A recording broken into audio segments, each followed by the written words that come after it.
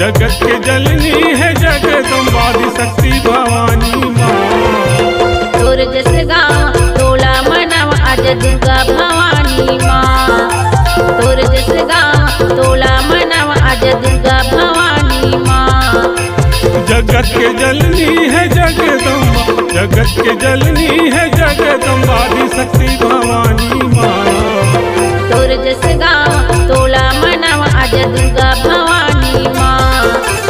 तोर जस गाँव तोला मनव आज दुर्गा भवानी माँ।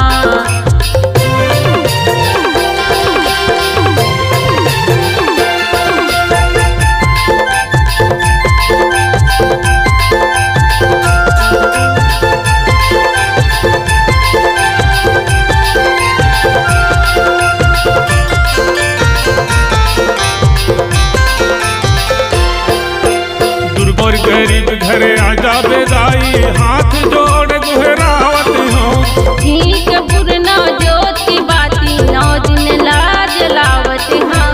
ठीक पुरना जोत की बाती 9 दिन लाज लावत हाँ।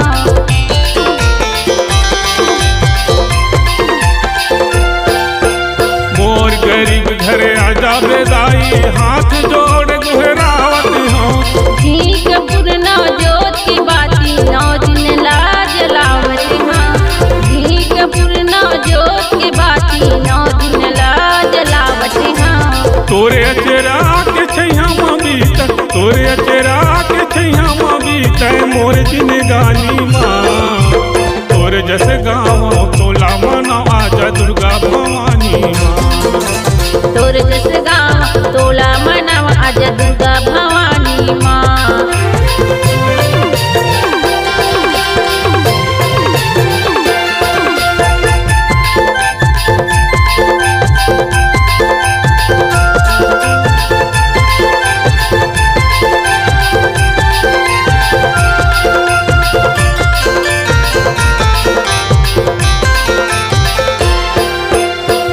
दरस पा जाते मोदाई अत के मोर कल्पना है। तर जाते दाई तोर चरण में अटके तो मोरी सपना है। तर जाते दाई तोर चरण में अटके तो मोरी सपना है।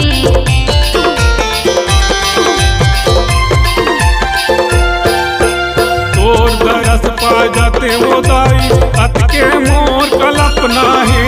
तर जाते दाई तोर चरण में अटके तो मोरी सपना है। तर जाते दाई तोर चरण में अटके तो मोरी सपना है। बड़ परमान है तोर शक्ति के, बड़ परमान है तोर शक्ति के है अमर कहानी माँ। तोर जस गाँव तोला मनव आज दुर्गा भवानी माँ। तोर जस गाँव तोला मनव आज दुर्गा भवानी माँ। जगत के जननी है जगदम्बा, जगत के जननी है जगदम्बा शक्ति भवानी माँ। तोर जस गाँव तोला मना आजा दुर्गा भवानी माँ। तोर जस गाँव